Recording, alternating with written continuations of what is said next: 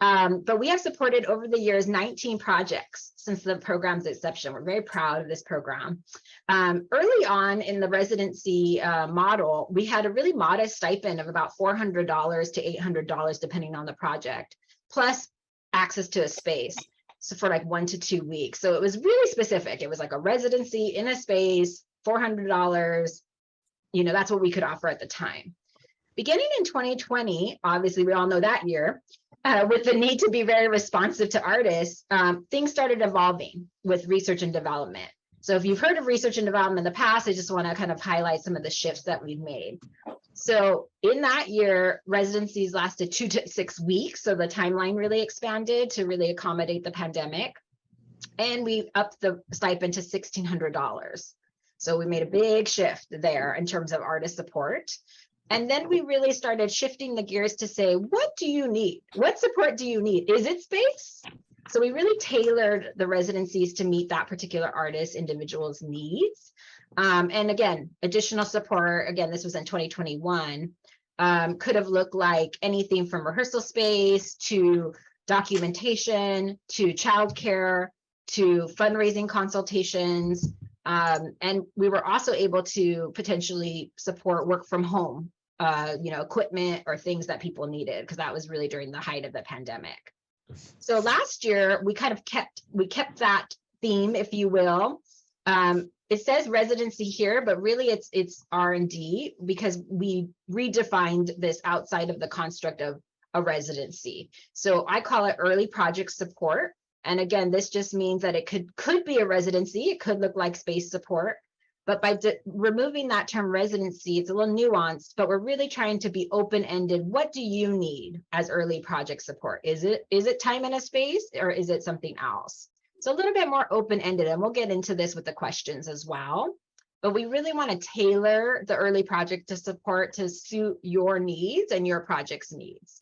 So again, space might be needed, but there might be other needs, like I just need stipends for a collaborator, or I need to be in this, I need to be outside, but I need XYZ to do that. And we also launched our Parents and Guardians offering last year. So it was a pilot program for us, and we're so happy to have it back. So this is an extension of our R&D program that's specifically for folks who identify as parents and guardians of children under 18 and below. And we provide a childcare stipend as well. And we'll go into that as well. And this is very workspace specific, so I'll talk about that.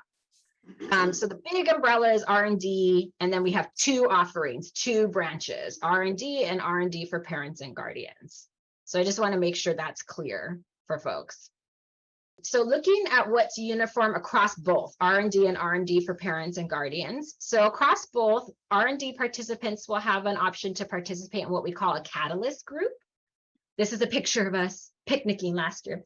So the other artists that are involved in R&D, both in parents and guardians and in R&D, they are invited to participate as much as they are inclined to the catalyst group. So this kind of functions as a mini cohort during your time through R&D, and we can support one another. We can exchange ideas, resources. Also, again, just this connection, like we just did in the chat, like, wow, I didn't know you work in that discipline. I need somebody that works in that discipline, or what have you. So this idea of kind of cross collaboration, again, not forced, just organic, being in the room together. The 2 dates are predetermined, so I put those up here on the slide, April 11th and June 30th. It's also on the website. We'll also talk about it in the timeline. I did this because last year was bonkers trying to wrangle people's schedules. So I figured let's just set them now, and then folks can put them in their calendar. I also would want to say that all artists would want to construct their time in a way that serves their own creativity. And of course, if you're a parent or guardian, your parent and guardian lives. So ideally, we love for the time to be consecutive, because that's how typically, if you're looking for space support, that's how space support is best financially, affordable. But we're also open to discussing that. If your process is, I need a few days off, I need to think about what we just did, I can't take 5 days, 7, whatever it is, we're really open to discussing what's best for your process. And that's across both of the offerings. So I'll also just say that, because I know we got some questions about that last year. So I'll talk about R&D first. So R&D is our first kind of, again, that branch R&D offering, and then we'll go to the parent and guardian one. So again, you get to participate in this Catalyst group we just talked about. Some examples, and this is what I'm talking about with the co-design, includes a $1,600 stipend towards the project. And we usually typically pay that out to the lead artist, but again, we can allocate that how the artist sees fit. And the activities and support, again, can be open-ended. That's why we took out the word residency. So some examples of what that additional support has looked like in the past has been funding for, concentrated research, again, research and development. So maybe something around knowledge building, maybe you need to get some books, some literature, maybe there's some domestic travel, like, train tickets, et cetera, that, I need to go to this archive and I need to get down there, what have you, or it has a fee and I need to pay that fee. Maybe you need Zoom, for a variety of reasons, and we can cover those costs. Maybe there's some remote learning opportunities to do research with a scholar that you've been trying to get a hold of for your project. Additional support for collaborators is another big one that came up last year. So I'm the lead artist, but I want to be in the room with my choreographer, as an example. A local residency, again, is an option. So I need space. I need space to be in a room by myself with my one collaborator. I don't know, so thinking about what your needs are. Project documentation typically does happen with R&D, so we usually do photo or video, but if there's more robust documentation that's needed, please put that down as like an additional support that you're looking for. We just do basic archival, nothing fancy, but needed. We understand that that's really needed. And then we meet with each R&D artist individually, with myself or Miranda Wright, our executive director. The producing team meets with each R&D artist, and we just talk about their project, talk about maybe different fundraising paths, different resources that we can recommend. And as much as we're wanted or needed, we will have meetings with you and just kind of move along the project, and try to help you as best as we can. So we'll meet periodically. We'll definitely meet at the beginning and really go over the interest form and the proposal and talk about what we want to co-design together. And for this R&D offering, it's about 2 weeks of time. So again, doesn't have to necessarily be consecutive, but if a space is involved, we may want to look at like some consecutive options. And at the culmination of the program, we also have the Catalyst group, but we'll also have a meeting with the artists as producers and just check in to see how the experience was, talk about the progress, cheer you on, all that good stuff. And of course, we always make sure people are operating with state health and local health guidelines, and just make sure that folks are taking into account people are sick, stay home, etc. So moving on to the parent and guardian offering, some key differences to highlight here. There is the Catalyst group, so that's great. The key difference is really the amount of time. And this was really built out and designed with other parent guardian artists that we talked to prior to launching the program. And the feedback we were told was that 1 week was an ideal chunk of time for parents and guardians. And so that's why there's a time difference here. And it does include a stipend, $1,200, and it does include childcare expense reimbursement. So there's an $800 contribution towards childcare. This is geared towards the workspace, again, because we heard from folks that that's what was needed for parent and guardian artists to move forward in their work. As we progress, we're always open to feedback if workspaces don't seem to be that needed or desired. And it's also tied to a lead funder, which we'll get to our financial transparency, and their funding only supports residency, so only supports place-based happenings. So really anchoring in the space is a definite. And if budget allows, you can still request additional support. So just what we talked about, research, collaborator fee, robust documentation, it's still okay to request that. Just know that it's really anchored. This particular offering is anchored in space. Good. Patricia. Yes. Let's say I'm a parent or guardian. Mm-hmm. Is it one application for both, or can I be considered for both? You are so right, Martian. Thank you for that question. Yes, it is one interest form for both. There's a little tiny checkbox that says I am a parent and guardian.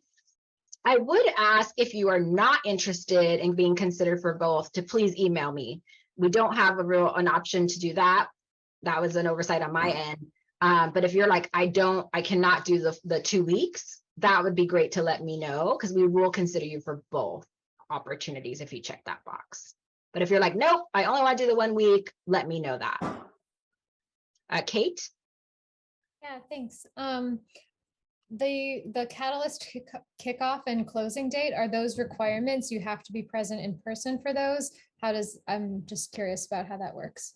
Yeah, they're optional. They're optional additional offerings to the program. So we did have everybody join us except for I think one artist last time because of conflicts, travel conflicts. I encourage it, I think it really helps folks just ground themselves in a community, but no, it is optional. So I'm going to move on to our financial transparency. And this is a practice that Los Angeles Performance Practice has put into place with all of our programming across the board.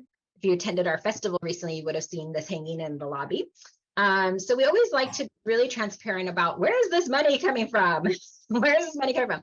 So R+D is actually funded by a grant from the California Arts Council, their statewide and regional network program. So we were awarded $37,500 for all of our programs for artists. That also includes staffing to support this, operations, and communications. So the project, and I just put a little factoid here about CAC's funding cycle. So this year it was actually their largest funding cycle in the history of the California Arts Council. Very exciting because they had received some support for youth development programs. And I'm not saying, but I am saying our regranting is maybe tied to California Arts Council. So announcement coming soon. Very exciting. R+D for Parents and Guardians is actually funded by the Sustainable Arts Foundation. And that was a $4,000 grant that was specifically funding the parent and guardian residencies. And that is a couple that runs that foundation, and it was inspired by the couple of the husband's dad, who was a parent artist. And so they really wanted to continue that support, seeing how much the dad, the father, flourished with support as a parent guardian artist. And so they're very focused, very specific on the funding that they support. So those are our two main funding sources. I also will say this California Arts Council money also supports all our additional LAPP programs for artists. And so that includes free advice, accelerator, and any workshop offerings that we have. So we do a lot with the little. Also, even further with our budget, you can see here the allocations for this specific pot of money. You'll see that out of the California Arts Council award, R+D is the largest budget. So that's really taking into account both offerings of R+D, both branches. And as you can see here, the budget for artist stipends, or the money that goes to artists, and also the project budget accounts for over half of the budget, $13,312. And again, the project budgets include collaborator fees, the venue rentals, everything we just talked about. So anything you can submit for.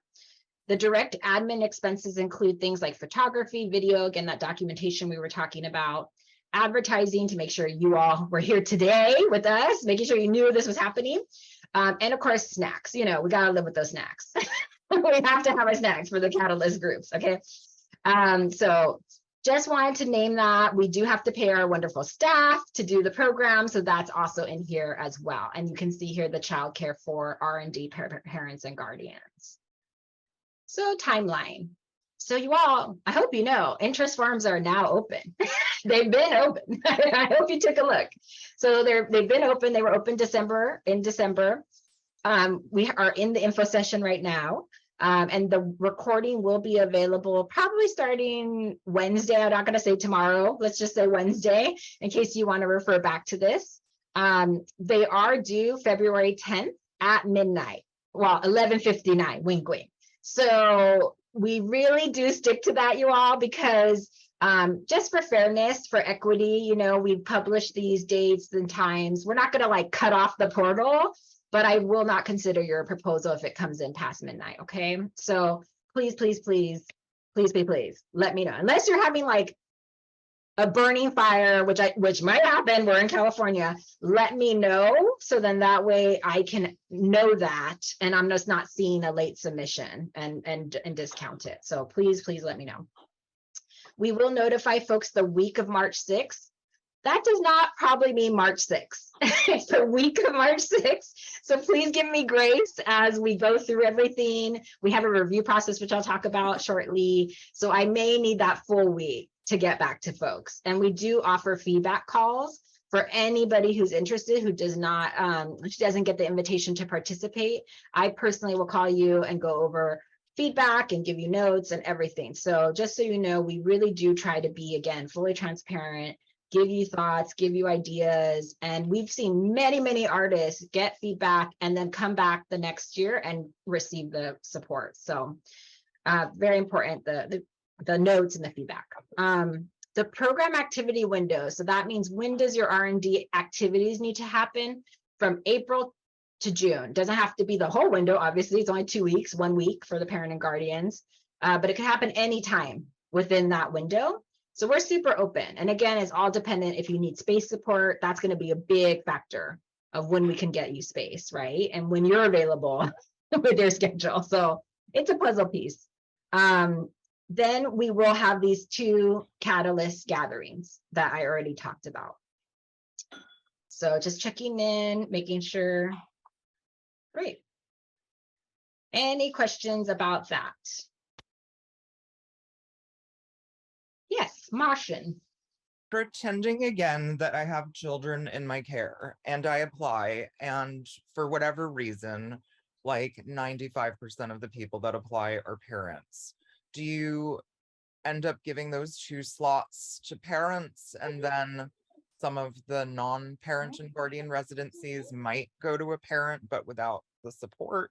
Or do you adjust, or how does that work out? Yeah, it's a great question. Yeah, so parents and guardians, if you don't email me directly and say I don't want to be considered for the R&D branch, are going to be considered. So technically, yes, there could be 4 potentially parent and guardian artists that get come through the program, but the structures may look different. And we would offer you, if we're considering you for this one versus this one, or have a conversation around that. But typically, again, this is our first time doing this. So we're going to kind of see how it flows, and then we can get in touch with folks as needed. But we have a review process and criteria that we work on. And so that's typically how we end up making the invitations, is based on that feedback from the reviewers and the scoring. Yeah. All right. So interest forms, I just want to say this again and again. Sadly, you cannot save the form on Airtable. I don't know why. It's infuriating, but you cannot save the form on Airtable. So I highly recommend folks to start on a Google Doc, a Word doc, a sticky note, I don't know. Just anything that you will have a reference point to come back to in case you just click off that Airtable and unfortunately, you lose that work, and I don't want to see that happen to you. So I just have to say that again, please save your work. Please save your work on a different platform than the Airtable, and then transfer it when you're ready to submit. We had some issues with this last year. I've done it before myself. So we really want to make sure folks feel 100% comfortable with that, knowing that, so they don't feel thrown off when, unfortunately, you have to move away and then your computer crashes and then your beautiful work is lost. We don't want to see that happen to you, okay? So looking at the interest together, there's a bunch, it's on Airtable. You can just, jump on in.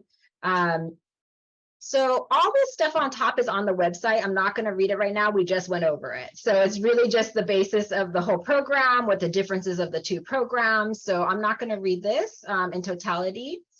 So I'll just start right here at the top of the form. So we're going to ask you for primary contact information. Please make sure it's a working email and a working cell phone number, because we really will need to get in touch with you either way. So please make sure that is happening. If you do have a website, great, go ahead and put that in here. If you do not stress. We don't need you to be creating a website in the next like 2 weeks. If you have something, great. Your artist statement and or biography. I like combos, I was seeing this last year where folks put a very kind of more specific biography that was like, this is where I've been, presented, this is where I've gone. I would say really try to get into a little bit more about your point of view as an artist as well. Maybe you can weave that together. If you have a straight up biography, that's fine too. I have a bio, so I get it. We just really want to get to know you as an artist. That's really what this question is about. So whatever you want to put in here, that would be great. And again, this is that question that Martian was talking about, but will you like to be considered for the parent and guardian residency? Yes or no? Again, email me if you really only want to be considered for the parent and guardian 1 week time frame. Then we go into your project. So this is really a chance for you to tell us about your initial ideas, what you're interested in exploring, what you're chewing on. So if you have a title, great. If you don't, untitled, TBD, totally fine. A project description is really important for us to know, what are you working on? What's the project about? If you have collaborators and confirmed creative team members, go ahead and list them here in their roles. That would be great for us to know, just so we can see the scope and scale of the project. This is also a really important question, this idea of what is driving this work? What initially brought you to this work? What's the artistic catalyst for the work? This is important for us to kind of get a little bit in the reviewers, which we'll go over. I know Katie asked this about criteria. This is really important for folks to know what's the impulse behind the work. How are you thinking about the work? It could be big questions. It could be, I'm playing with form in this way. It could be, I'm really interested in this content or themes, and I'm exploring it through this lens. So again, what's driving the work? We're just wanting to see how your thought process is working there. And then an overall project timeline. So this could be in the past, right? Like maybe you've done a showing of it. Maybe you had a workshop of it. Maybe you had some friends over and you read it out loud. And then R&D is one opportunity, right? And then there could be future opportunities that you may already know, or that you're interested in pursuing. So just go ahead and list all the different timelines for your project here. It could be really rough. It doesn't have to be super formal, just, March, casual reading at whatever, maybe it's like, June 2023, residency at somewhere fabulous, right? That you already know you got. So really just trying to see what is the timeline of this project? What in your mind, how are you thinking of it? So this is the area we get the most questions about, is support request. So again, this is super open-ended on purpose, right? Because we're trying to see kind of what you need to best support your project. So when we ask for specific support needs, I'll go back to that list again. It could be research. It could be collaborator fees. It could be space. It could be anything we need to consider in terms of any budgetary considerations. So again, I showed you all the budget. I was very honest and transparent about our resources.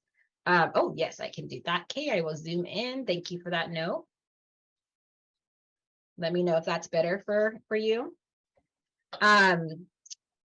So if you're, thank you. Okay, great.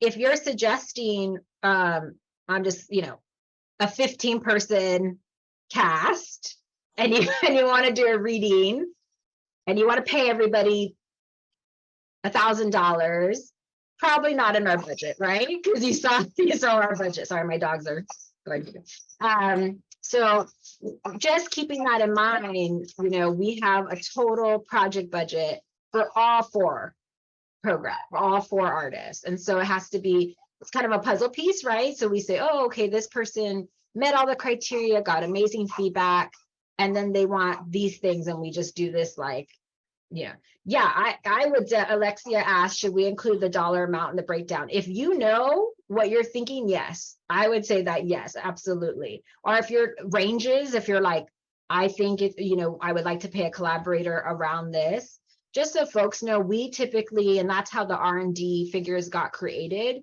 LAPP has a practice of paying artists no less than $20 an hour, which is how we got to those $1,200, $1,600 fees. So I would say start there as a starting place. If you only want your collaborator maybe in the room, we had this last year, they only wanted their collaborator in the room for 2 days. And so we're like, great, we could tell, we made that work. We got them space, we got the collaborator, we were able to puzzle piece it together. So I just say, be really specific, be clear, be transparent. I will always let folks know, even maybe it met all the criteria, got really great review. We want to move forward with it, but maybe we have questions about something we can support. I'll call you. We're not going to outrule anybody to be like, wow, this seems outrageous, or whatever it is. But as reviewers, let me just close my door. My dog is like, woo.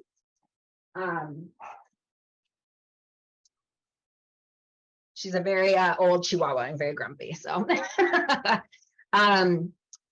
she really, like I would just really recommend being as specific as if you need. But again, think about, and we'll talk about this with the criteria, and you saw the budgets, just keep in mind, this is not for full production. I will say that.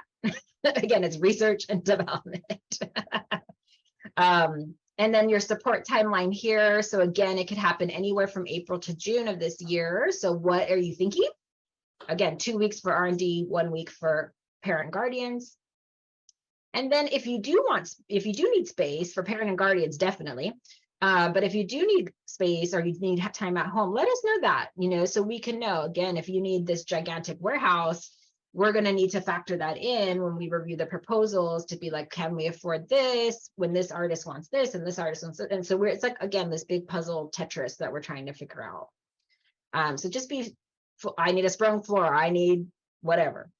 Kate asked, should we be considering space as a direct cost to the program in the same way as like a stipend or material cost would be? So we cover the venue cost if you need a venue. So that's factored into the total budget that we have for program expenses. So that's not in addition to your stipend. So your stipend is for you as lead artist, or if you're a co-artist and you also want to split that, that's for the artist and the time that you're spending on this project. The program expenses or the support needs or the space is in addition to the stipend. I think that's what you're asking, but let me know if that's not clear.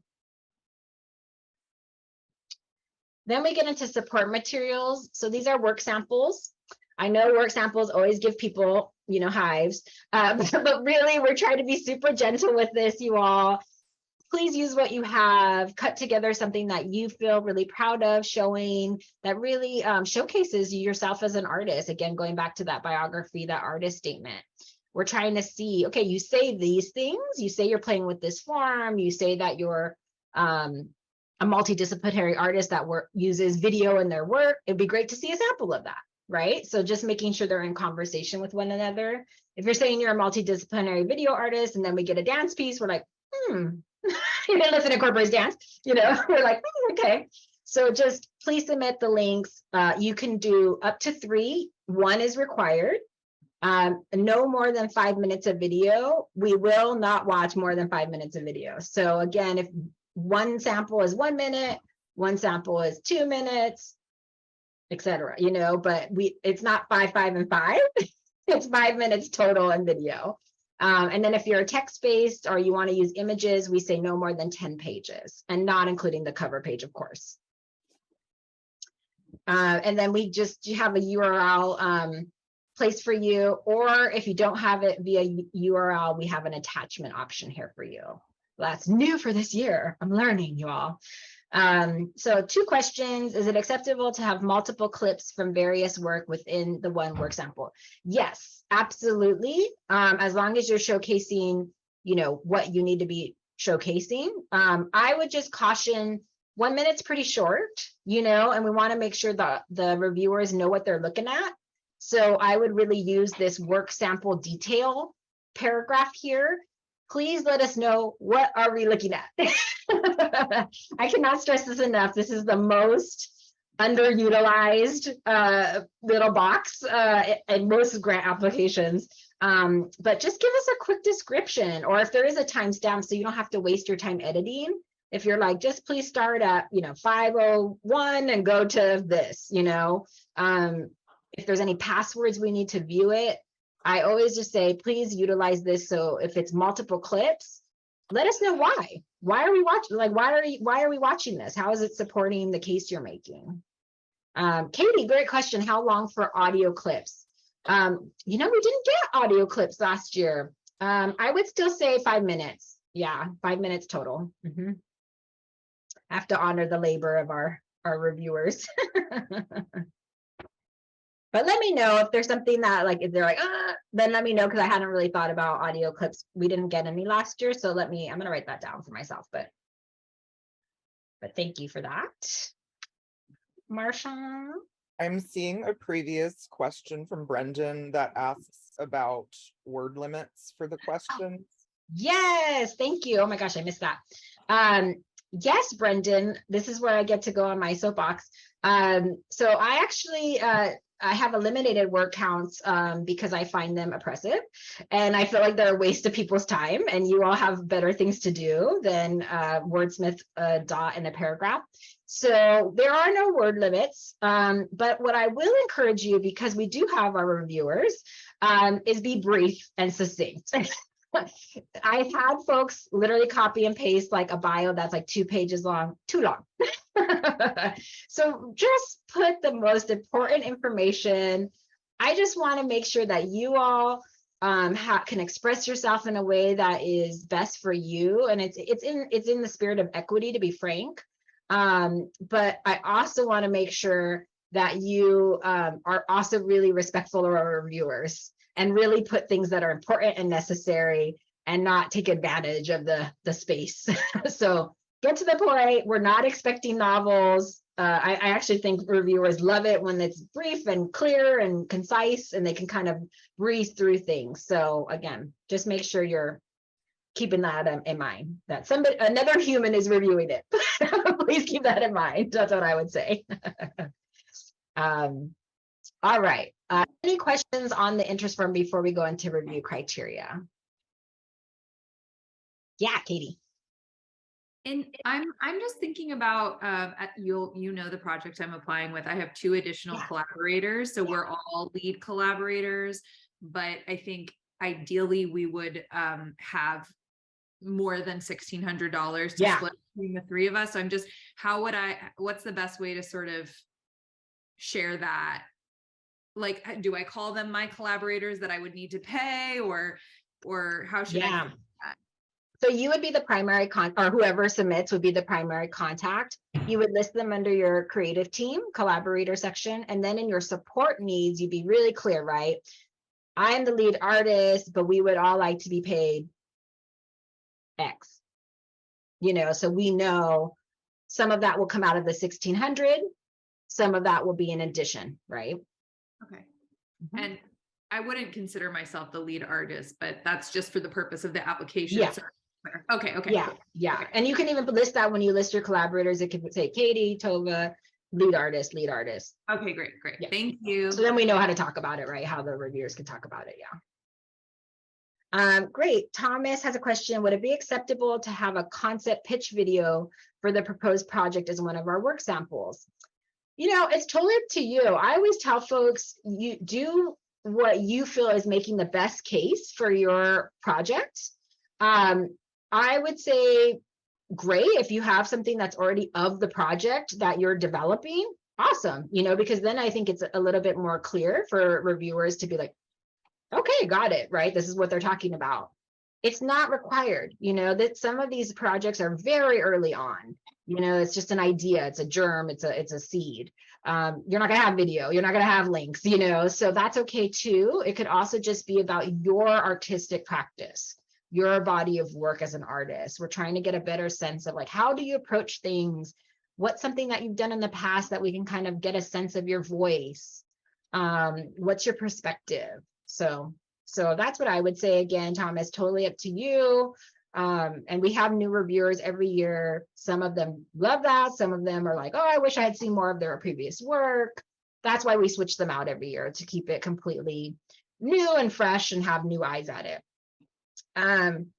Let's see, Jennifer asked, can we apply more than once with different project ideas? We are asking folks to submit with one project. So I'm not going to stop you. We're not going to like, I don't know, throw this out, but we are asking folks to be discerning. And again, it's just because there's so much need and we have limited time with our reviewers that we are asking folks to just hone in. I know it's difficult and submit with one project.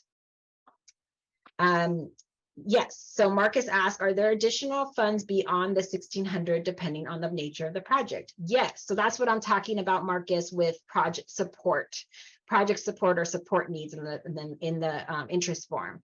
So we give every artist the $1,600, and this is just for R&D, not for parent and guardians. We can talk about that differently.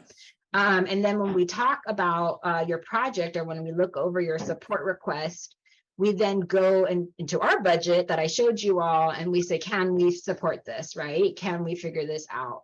So that, again, that could look like research, it could be literature, it could be collaborator stipends, it could be a space, right? If you do need a space, it could be that. So anything that you need in addition to the 1,600. If you just need the 1,600 and you're going to be working outside in the park, but that we did have, that was one of our projects. Lindsay Lawley, she was in a park and she just needed the fee and time, and we're like, and consultation, right? And then that's how we move forward with her. Yeah, so the 1,600, we consider it a lead artist fee, Marcus. That's so the 1,600, but to Katie's point, there may be a couple of different lead artists, so it may be split.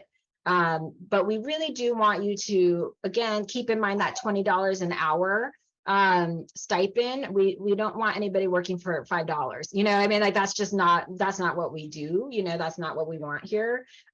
So again, I go back to, if you have a 20-person cast, it might not be the best program for you, and you wanted to pay them all.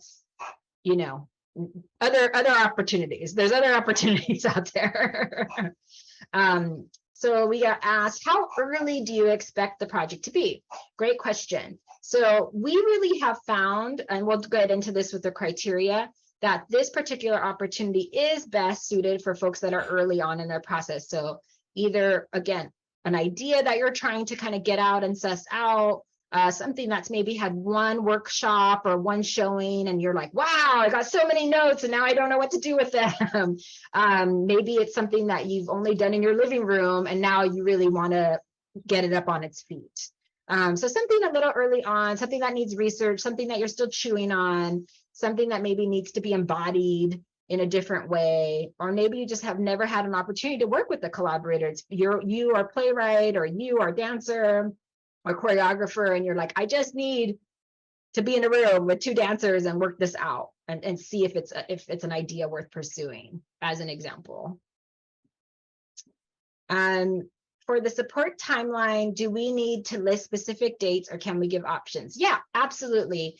For the timeline, it's really just a chance for us to kind of see where you think the project is going. Does not have to be chiseled in stone. It could be like applying for this residency in, June 2023, getting a group of dancers together in, November of 2023 to showcase it at Alley Dance Project, whatever it is, just any ideas you have, so we can see that the project is going to have a life, really is what we're looking for here. It's to say that you've thought it through, you're thinking through, maybe you've done stuff in the past. That's always great for us to know. Unfortunately, we got some projects that were maybe in the hopper for 2018 and then nothing, and we're kind of like, that there's questions there, right? You might need to fill in to just say like, hey, we know this has been on pause for a couple of years, but this is why, or what have you, or this is why I'm revisiting it now, or whatever the problem is. So review processes. So really what we're looking at here in terms of proposals is who they'll be reviewed by. So LAPP team, whoever is available and willing, was going to review them. So again, that's myself, Marshawn, who's been asking such wonderful questions, and then Simone, who I introduced at the top, We're hoping to also bring on a program associate that would also be supporting this program, myself.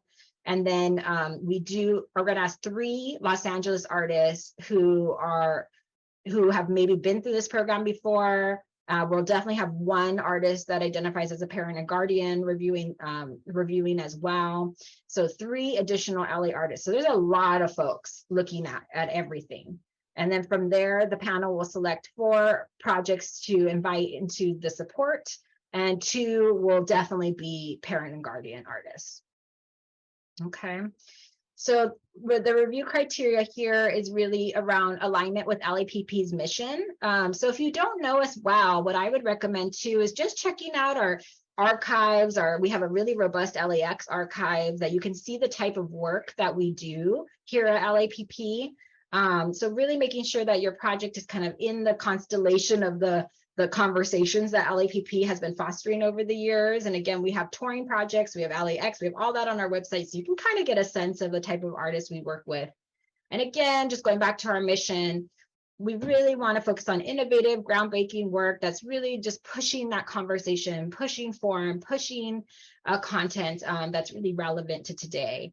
The project's potential to stir a dialogue, with particularly in Los Angeles, but again, is it servicing the ideas of our time? Is it relevant? Is it timely? Is it something that people are chewing on right now? The alignment between the project's needs and our resources. Again, and I know we just went over this with Marcus's questions, but we don't unfortunately have, $30,000 to put into just the program expenses. I wish we did. That would be amazing. So we have the stipends, we have what we have for the project expenses. So we want to make sure that it's feasible. I'll use that word a lot when I give feedback calls, and maybe it didn't seem feasible. Maybe the scope and scale seemed a little out of alignment, and again, I always ask, I've been in development a long time, and I tell folks a project's life cycle is long and big. Maybe bite off a chunk, for this particular opportunity.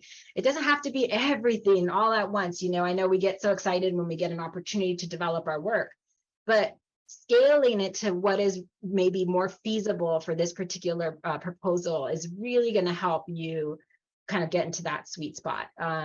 So just want to say that out loud. Again, ongoing development through 2023, and I know there's more questions about the timeline, but we just want to know, where is this going after this? Do you have some thoughts? Do you have some resources maybe already lined up? This is just all things that the reviewers are taking into mind. It's not a checklist like, oh, they have nothing lined up past this, so they're out. It's really just all of this is accumulating to see kind of what you're thinking. And then, of course, this is on our website and this is public available. But we have a cultural equity and inclusion policy that is board adopted. And we prioritize work made by female identifying, non-binary, and BIPOC artists. But we, of course, welcome interest forms from any artists. This is the rubric that we provide the reviewers. I'm sorry, not the artist, but we are providing it to you all too. So obviously eligibility, you must reside in LA County. So this has already come up. You cannot just be doing work in LA County. You have to actually reside in LA County. So we will be asking you for your address once we do the contract for R&D and such. So please, please, please, LA County only. Yeah. LA County's big too. So if you have any questions on that, let me know. Hopefully. I'm just gonna mute folks if I hear them because I just, yeah. Then we go into proposed project. So looking at these key questions here. So again, I'll say this, we just talked about it, but I'll just say it again. The project can be at any stage in the creative development process, but I really feel this program's resources are best scaled towards early experimentation, research, ideation, refinement, like just that, just a little bit, definitely not production. I just want to say that again. There is no public performance requirement or expectation. However, if that is helpful to your process, let us know, but we are not expecting that. We are not expecting in the proposal, like, oh, and then I'm going to have 20 people to do a reading and get people, like, this is for you. This is you and your process. If that is helpful to your process, we had a dancer that was really helpful to her process. So we invited, 5-10 people. But other folks were like, no, definitely not ready. And that is totally fine. So this is really about the work and not about a public process. So in the review, we'll consider again, does it align with LAPP's mission, aesthetics, that it's really, generative work, performance-based. Does the proposed project demonstrate creativity, thoughtfulness? That's that line of inquiry, right? The catalyst question, is there a compelling line of inquiry? How might the work contribute to something happening, right? In LA, the LA community, relevancy again, and that could be in the catalyst, that could be in your project description. And does this timeline and plan have kind of a potential to move on, right? Like, it's just like, are we seeing that you are excited to continue this work? It's not like the R&D is the project. It's the R&D is the first baby step, right, to the project, or the second baby step to the project. I will say really fully transparently and frankly, we got a lot of video projects last year to fund the actual making of videos. I will just say those did not score as high as folks that were performance based. So again, you can incorporate video in your performance, but for R&D to fund just filming, that's going to be a less strong proposal. So I will just say that. So again, we are really focused on performance, bodies in space. And so yes, we understand that filming might have to happen because you're going to incorporate that filming into a live performance later. But I just have found that reviewers have typically not have been as enthusiastic about those proposals as proposals that incorporate live performance. So just want to say that out loud. Marshawn? I also just want to say that we understand that there was a pandemic, and for some people, their work in the last few years might have taken place on video, but that's also a really great place for you to use the text box describing the work sample to let us know what that's about. That's great. Thank you for that. Yeah, absolutely. Like the samples can be something that was on a digital stage or a digital sharing. But in terms of the project that you're putting together, like again, I'm not saying you cannot submit with that. I'm just saying that we have seen stronger proposals really incorporating kind of liveness in the space. The other criteria rubric is about resource matching. So again, I say this again, feasibility.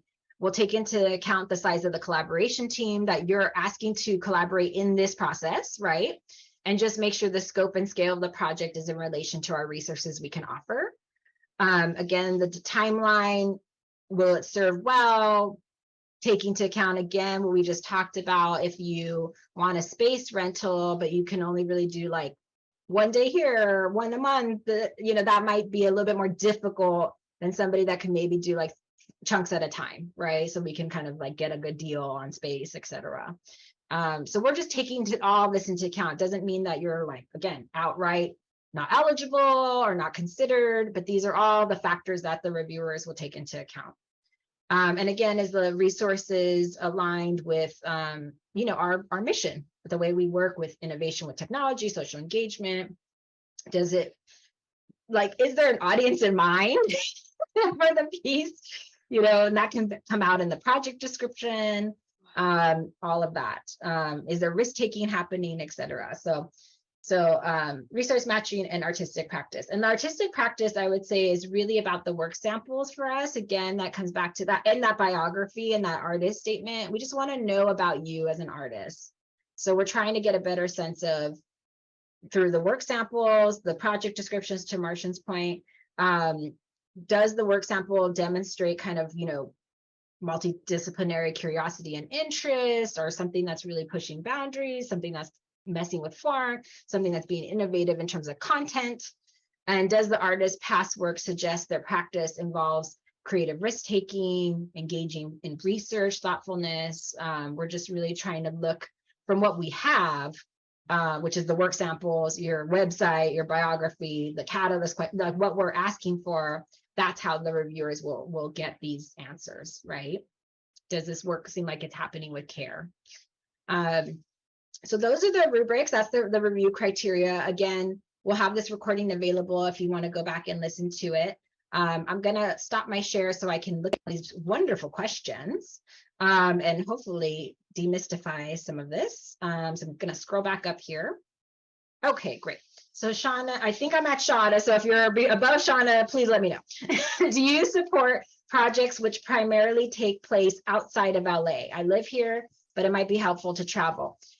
We don't have a preference. So we support LA artists. Yeah. So whatever the project needs are, it's not like we're going to weigh something that happens within LA more than maybe you need to go down to San Diego and do some research. Like, we're not going to weigh that.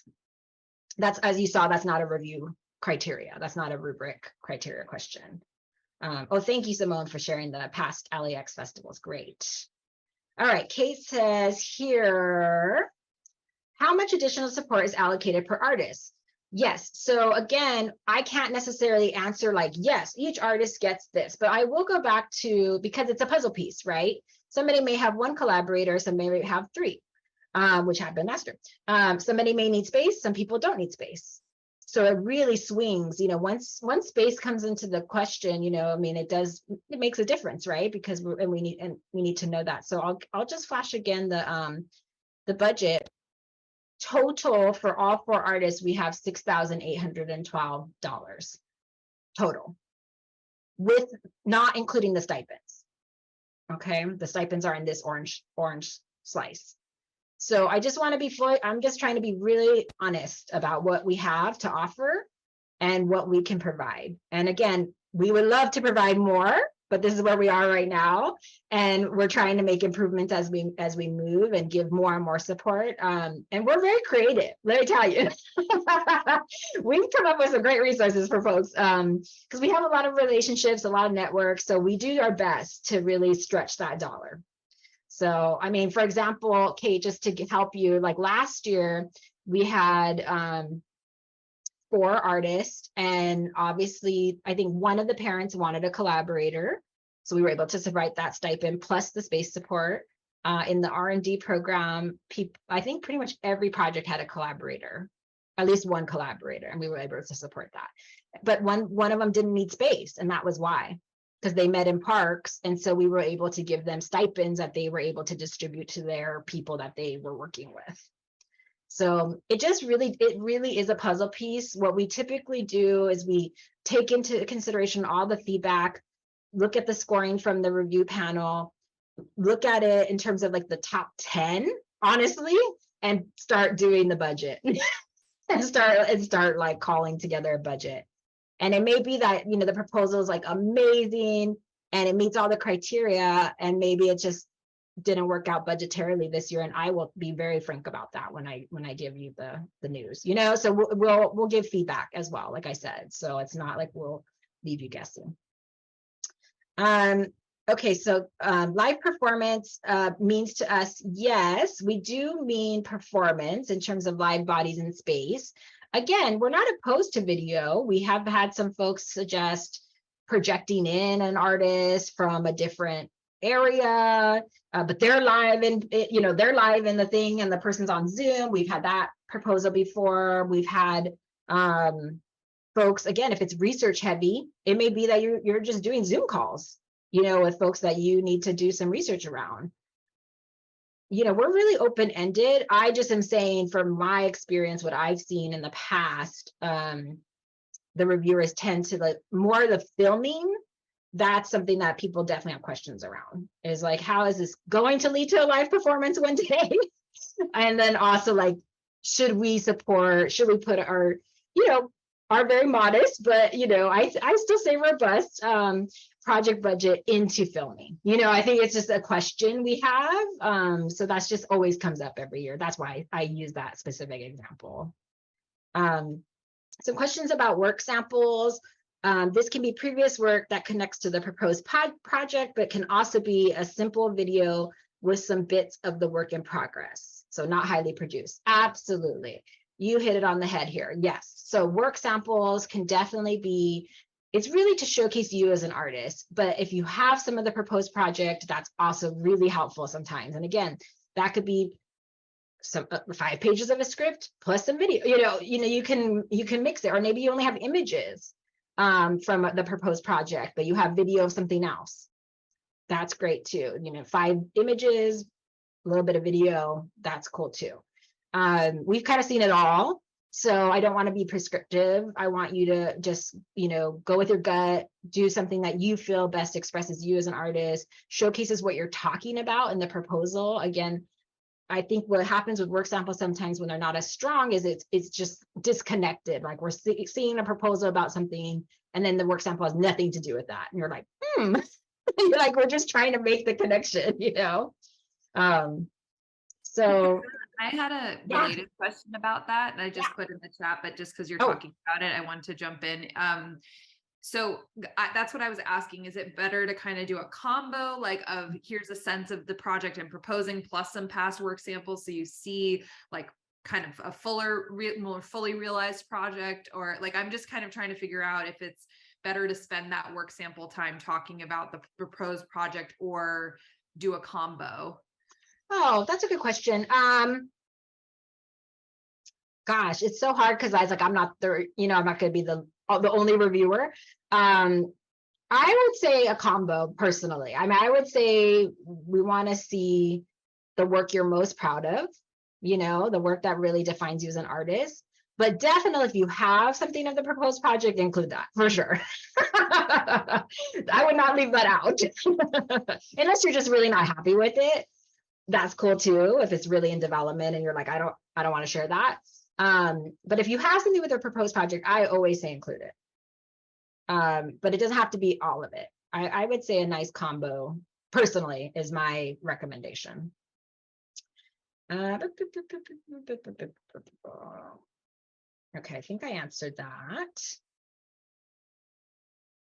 Okay, great. So Martian asked, could you please talk about the different ideas of what it might mean for an artist to achieve success in a research and development program? Is it possible to be a failure is in fact a success? Yes. So we're in the development, we're in the mud, right? We are in the chrysalis. So we've had artists midstream be like, wow, I'm going to change what I'm doing, maybe not change projects, but maybe change their approach. And we're really open, I think it's really about, for us, it's a successful experience if you feel like it served the project and moved it forward, you felt heard and seen and supported by us, you got the time and the space and the support or the collaborators or whatever the support you needed to move the project forward. So that's really the success for us. It's not about, again, that's why we don't require public presentation. It's not about like, is this ready to go? We got to go, we got to showcase this. It's really about, I have a question. I have something I'm holding very dear, right? I have something very dear to me. I have a project, I'm grappling with it, and I need this to get to that next plateau, that next step, that next level of inquiry, right? So that's really what it is for us. It's really about, great, this informed your practice, this informed your process, this informed this project. And yeah, if things happen and you're like, I tried that, and wow, that not going to do that again, at least right? And that's also a great R&D. Great. Some people had to jump off, no problem.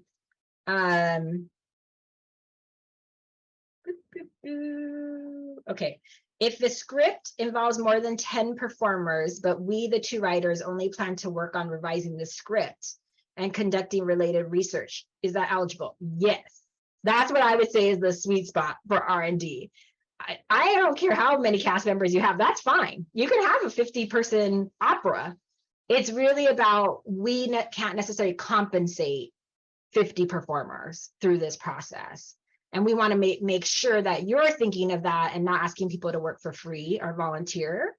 If you have supplemental budget that's coming from somewhere else that you're like, oh, the actors are paid for, so we're asking for support for the writers, and then we are still going to do a reading, but we have some fancy grant, name some fancy grant to pay these 50 artists, great. That can be a wonderful synergy, right? Like maybe you all just need a week in the room and a space to do this reading, and you have that supplemental income maybe coming from somewhere else, that's okay.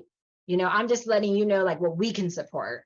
So that way we're not being asked to, unfortunately, we gotten so many proposals where I'm like, oh, how are these people getting paid? You know, we just want to know that. And so if you have supplemental support, great, name it.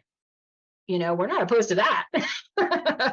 If you want to put it in this process, you know, and maybe you just need us to support you as lead artist and a collaborator in a space. And then the other folks are covered a different way. Martian, did you want to jump in? I'm seeing the same question asked a couple of different ways, and it's related to budget. It sounds like people don't quite have a grasp on how to budget bullet point this, understanding that 1,600 is for the artist and that there's an amount for parents. But I think what people are confused about is like venue needs. And if, let's just go extreme, like I want this to be on the Empire State Building and it costs $50,000 an hour versus I'd like this to be in a park and it's free. How would you like tell people to frame their budgets in regards to that sliver of funding? Yeah, and I will be clear, we're not asking for a budget, you know, like I'm just saying we would have given you a budget form if we were asking for a budget form. So it's really about what are you thinking that needs support, right? I'm just going to read the question because I don't want to misquote myself. Specific support needs. Please share what specific resources or forms of support will best support this phase of your development. Please include any budgetary considerations. So I'm not asking for a budget, so I'll just be clear there. I think it's always best practice if you have specific budget numbers in mind, again, minimums or requirements, or you know your projection designer needs $500, whatever, then I would say that, you know, so then we know and we're not coming back to you and saying, hey, we want to give you this opportunity. And then you're like, oh, but I need $50,000, you know, you're like, oh, it wasn't listed in your proposal, you know, so I say just, you know, if you know, okay, I'm going to work with three. So this is the perfect question, right? These two writers. If I'm lead artist and I have a co-writer is also lead artist, I think Katie asked this question in a different way. You can list there and say, in that specific support needs, you know, Katie, lead artist, needs, I'm just guessing, I'm not saying this, Katie, needs $500 for 2 weeks of work. X lead artist needs a minimum of $500, you know, and again, you could put ranges, you know, but like, you know, it could look like this, or it could be $20 an hour. It could, you know, we just need to know. And again, it doesn't have to be for the whole time. Maybe it's a 1 week time frame, but again, you maybe only need a collaborator for 2 days. That's going to impact the budget, right? And much differently than I need them there all day, every day. Especially for the 2 week window, right? Because a lot of our artists were like, but we had one artist that only worked in a space for 1 week with 2 collaborators and then just worked from home the other week. So we're not asking for like a detail. If we were asking for a detailed budget, I would have given you a template, of course. We're just asking to just think of things that you need that cost money. I need a carpet because whatever, my piece is all about me rolling around the floor and I'm going to need a carpet. And I need LAPP to provide that. You don't, you know, again, with something like that, I don't necessarily need a figure. I kind of know, okay, a carpet is average like this, right? But when it gets a little bit more specific, if there's like a specific piece of prop or a technology that you know is going to be like, well, this is going to cost about $100. That's just helpful. That's just helpful information for us to know. So then when we're putting everything together, we can say, okay, I think this R&D experience is going to cost us $1,600 plus another $1,600 as an example. So we kind of know going in if we can frankly afford it, you know, and support you the best way we can. I don't want folks to stress about the budget. And again, I'm happy to do one-on-ones with people, if you know, via email and through a call.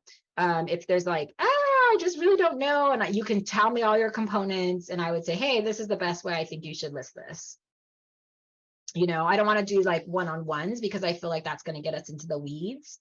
I would much rather you email me, Patricia at performancepractice.org, and set up a time to chat about those questions, because it doesn't have to be, I need a pen costs $5. You know, I don't want you to waste your time doing that. It's really just a brush stroke of needs that you have that would be something that we should consider budgetarily. If that makes sense. I hope that's making sense to folks. Rain asked, if you want to include images, would one image count towards one work sample? So images, we said up to 10 images. If you wanted to include another work sample, I would say, yeah, just again, I'm not going to be prescriptive and say one for one. We're not that, we're not that strict. Just be mindful people are reviewing it. So I would say if you're going to do, let's say a 2-minute video, maybe take out 5 images, you know, like it's just, you know, like time on time, right? Like it's just like thinking through people reviewing it. Okay, they have to look at the video. Now they have to look at some images. That's probably about 5 minutes of their time. We want people to spend about 5 to 10 minutes of their time on the work samples. That's kind of what we're looking at here. That's why we limited to 5 minutes. Again, we're not going to ding anybody. We're not going to be like, this is out. This has 11 images. We're just looking to like limit people's time on this, but also give you the space to express yourself. Does the work sample need to be within a time frame? No. So we'll leave that up to you to decide. I would definitely use again that precious paragraph to really let us know what I'm looking at. Because if this is a piece that you did in graduate school with $1 million budget, might be helpful to know. You know, it's just helpful to like, what am I looking at? What am I looking at? Yeah, because yeah, you may have something. We already answered this about submitting 2 projects. I really encourage you to not do that. We really want you to pick a project. I know it's so hard. I wish I could. Would you insist on dispersing funds to you as individuals? No, we will ask you how you want to receive the funds. And if you have collaborators, we will also ask you if you want us to pay them directly or if you want to distribute that. Because that is tax implications, right? So we will handle that very much on a one-on-one basis with that question. But you know, business entities are also fine. Okay, cool. Thank you. Yeah. Great. Any other? I think I got them all, but I'm just gonna refresh my chat here. Okay. Great. So any other questions that I didn't get to, or I'm so sorry if your chat this chat is a lot. So I'm just trying to like get to them all. So if I missed you, this is the time if you want to come on the mic and let me know. And if you have to go, I just want to thank you all for your time and your energy. And I love this conversation. This is really helpful for me. So I'll stay on. Yeah, Stacy. Hi, thank you so Hi. much. I'm sorry, this is specific to me, so sorry everyone else, but I'll try to make it short. So I'm losing you, Stacy. Project that I'd like to apply with, and I'm sorry, maybe I'm just gonna change this audio. Let me just switch to my. Can you hear me better now? Yes. Okay. So sorry, everything's like weird. Okay, so I hear you about the early, like the project in its early form, but I have an exception, and I just want to know, like, maybe, you know, I have other projects I can do, but I've been making a piece with an out-of-town collaborator since 2018, but we have only had support like for a week, for a few hours, you know, and it's actually like been supported, but we could easily, it needs to become itself. And this is the year we're like, we've got to make this happen. This, you know, it needs to happen. So, you know, if I pitch it, you know, I mean, I guess my question is it worth it? Or does that length of time that it's technically existed as a project in progress? Oh, I see. Does that just knock it out? Because I have other projects, so No, not at all. I think it's really just about letting us know where you are with it in either your project description, your catalyst, your timeline, because we got some last year that it just didn't, like we were like, wow, this is a really old project, but like, why are you picking it up now? Or like, what happened? We just didn't know. And so Yeah. the reviewers had a lot of questions around that. So then they tended to score a little lower because they were like, I have a lot of questions that weren't answered. I hear So that. I think as long as you kind of let us know what you're thinking and why it's, it could be pandemic, it could be your all schedule and just what you're focused on right now, and then why this is important to pick up right now, timing wise, but also like relevancy, I think would be really important too, in terms of what the piece is about. Great. That's great. Thank you. Yeah. Marcus? Hi. Hi. Thank you so much for this informative session. Of course. What about long-term ongoing projects that have Mhm. different components that are part of them? Yeah, I mean, we're open to everything, I think there's no limitation in terms of the projects. I would just say as long as the scale and scope matches what we could offer, we're Right. open, So I would say, again, what I meant by that in terms of timeline for early is because what we also would see is something that's like ready to be produced tomorrow, and they need like a full workshop with like lights and sound and costumes, and it's like that's not that's not this program, unfortunately. I wish it was. And so that's what I mean in terms of like the project's trajectory. Right. And I'm just thinking about new. There's the thing. I mean, I have several projects that I'm thinking, but one of them, is it's a performance installation. I was only able to present the installation, and I wasn't able to present the performance. So, yeah, no, that totally is out opportunity for to sure. continue working on that, because it's not new, but it's an ongoing project. So that's my question. Yeah, I think it for me, and it's kind of what Stacy was asking too. It's like as long as there's a case to be made, like why you need the support now, it's not to say like, oh, I've revisited this 50 different times, and now I want to revisit it 51 times. It's more like that. Exactly. Like I was able to do this piece of it, and I never got to this piece of it. Like that's the answer right there.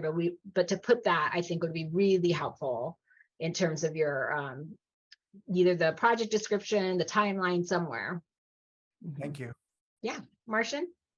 I've seen some things in messages, and I'm just wondering if people work at any particular spaces that might be a good location for a residency that might not be on our radar, or if you have a recommendation for something you haven't seen on our website. Yeah, let us know in the chat. Yeah, we're always looking for good spaces, that's for sure. We typically have used like Stomping Ground, we've used LADP sometimes, we've used Automata, obviously. But, well, once I'm happy to talk to you, Patricia. I'm on the Artist Advisory Council of the 18th Street Art Center in Santa Monica. Oh, yeah, okay, great. Awesome. We're a West Side artist. Thanks, Marcus. Santa Monica artist. So once you've made all of your determinations, if there's something that we can offer here at 18th Street, I'm happy to help facilitate that. Awesome. Thank you. Thank you for that. Yeah. Okay, you all. Well, we're at time. We're actually over time. So I want to give you all your night back. Thank you, Simone. Simone put some blogs from previous R&Ds. I definitely would start there too. It's always great to see kind of what the type of projects and artists that we worked with in the past. This recording will be available again. Give us a day. You have my email. It's on the website. It's on, I think I know most of you, so just reach out, if you have those one-on-one questions. So excited to see what you all suggest and put forward. So we're available. Thank you for your interest and thank you for the work you do.